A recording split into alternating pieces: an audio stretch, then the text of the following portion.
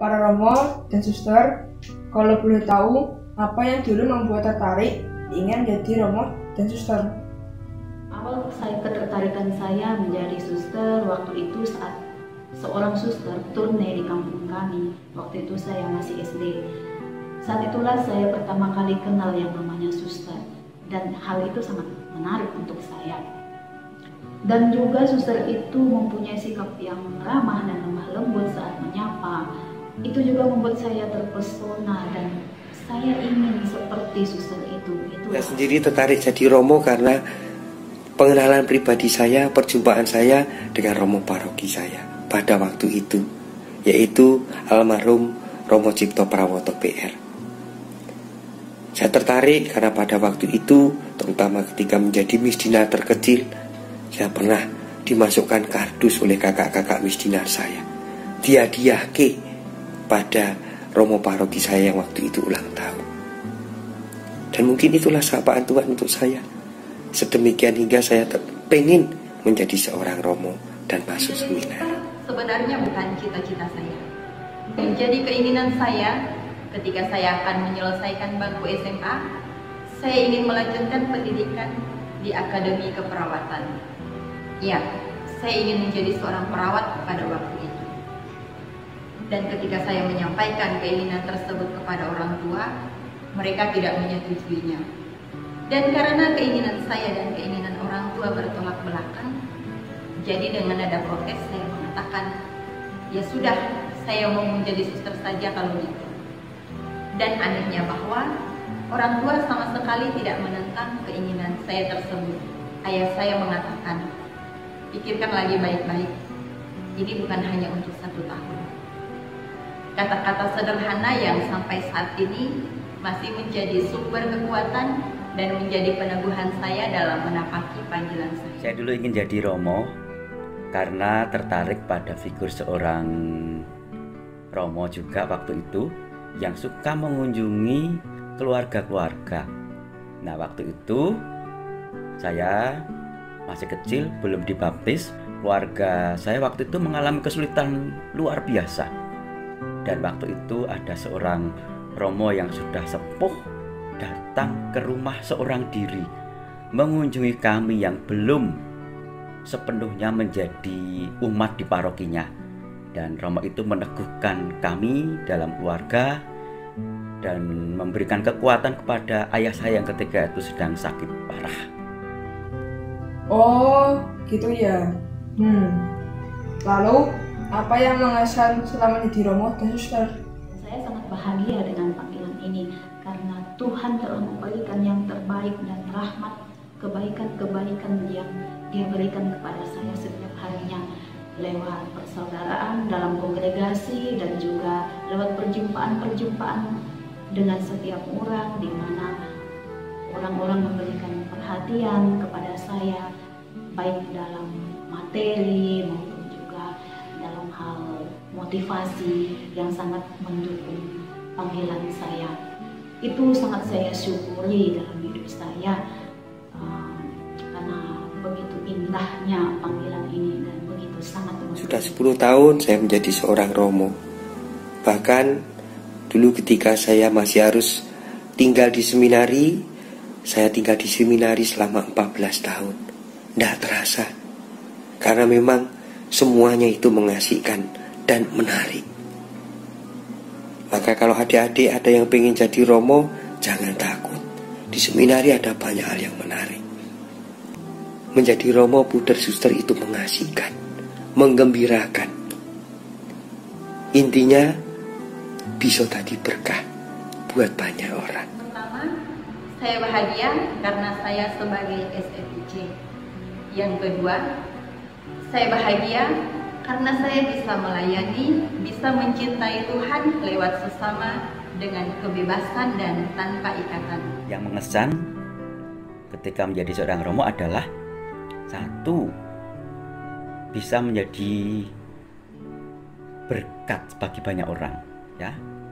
Lalu yang kedua, kedekatan dengan Tuhan Yesus, khususnya dalam perayaan Ekaristi. Terakhir, ya Romo dan Suster, apa pesan-pesan untuk kami, anak-anak remaja orang muda dan seluruh umat di paroki Krapia. Anak muda yang punya keinginan menjadi seorang imam, biarawan, biarawati, jangan takut dan ragu untuk mengatakan ya kepada Tuhan, karena Dia sendiri yang akan memampukan kita untuk menjalaninya. Dan untuk Bapak Ibu sekalian, jangan halang-halangi jika ada anak Anda yang mempunyai keinginan menjadi imam, biarawan maupun biarawati. Mari kita bersama-sama mendukung panggilan anak-anak kita yang ingin menjadi imam, biarawan, biarawati, agar keinginan mereka ini semakin mantap dan mereka berani untuk mengatakan ya kepada Tuhan. Demikian dari saya, semoga kita tetap sehat, selalu dalam lindungan Tuhan, tetap semangat, dan jangan lupa untuk senyum hari ini. Terima kasih. Maka sekali lagi, kalau ada di antara adik-adik pengen jadi romo, bunda, suster, jangan takut.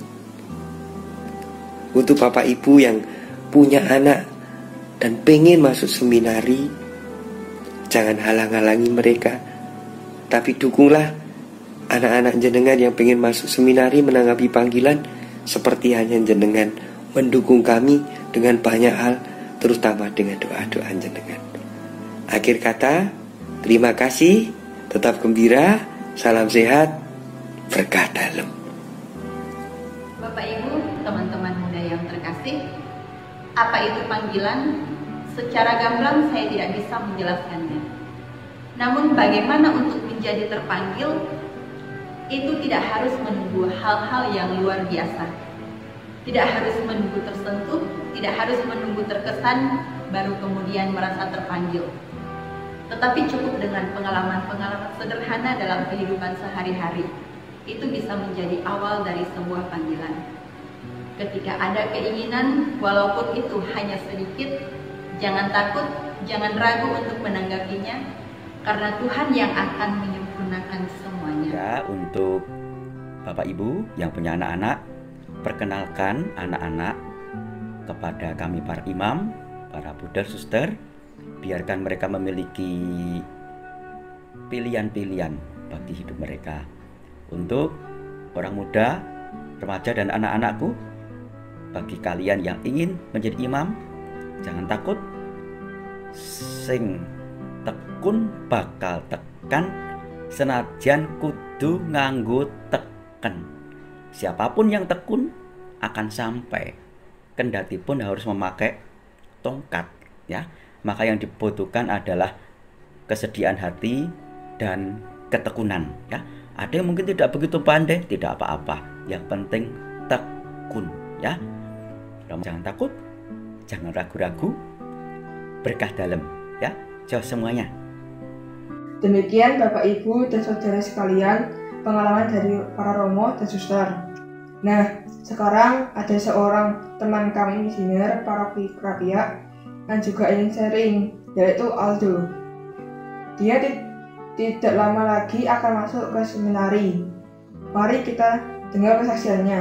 Halo, saya Mikael Aldo Setiabudi. Kenapa pengen jadi romo? Ya, dulu waktu saya masih kecil, saya sering ikut persekutuan doa, lalu misa mingguan, dan di situ saya melihat sesosok seorang romo, yang dimana saat saya melihat sosok seorang romo ini, saya melihat bahwa romo tuh bisa memberikan sukacita bagi banyak orang, bisa melayani banyak orang. Nah, dari situ saya mulai berpikir bahwa aku besok besar pengen jadi seorang romo. Lalu apa yang sudah saya lakukan untuk menanggapi panggilan tersebut, ya. Jadi sekarang saya ini sudah mendaftar dan diterima di SMA Seminari Mertoyudan. Rasanya gimana sih udah diterima? Pertama pasti rasanya itu seneng, ya, karena ya dulu tuh saya merasa bahwa masuk seminari itu suatu hal yang susah, suatu hal yang kayaknya aku tidak bisa. Cuman waktu saya tes di sana, tinggal di sana, itu di situ saya semakin diteguhkan, dan sampai akhirnya saya diterima, itu saya merasa sangat senang. Lalu pesan-pesan untuk teman-teman di Gereja Santo Ignatius Krapia, ya, Saya percaya bahwa yang merasakan panggilan ini bukan hanya saya, teman-teman juga pasti. Oleh karena itu, mari kita sama-sama menanggapi panggilan ini dan kita masuk seminari Mertoyuda. Demikian Bapak Ibu dan saudara-saudara semua, selamat hari Minggu panggilan. Mari kita berdoa untuk para romo, bruder, dan suster, serta berdoa agar benih panggilan di pagi kita semakin subur. Secara khusus doakan Aldo, teman seminar kami yang besok Juli akan memulai pendidikan seminari. Terima kasih, berkat dalam.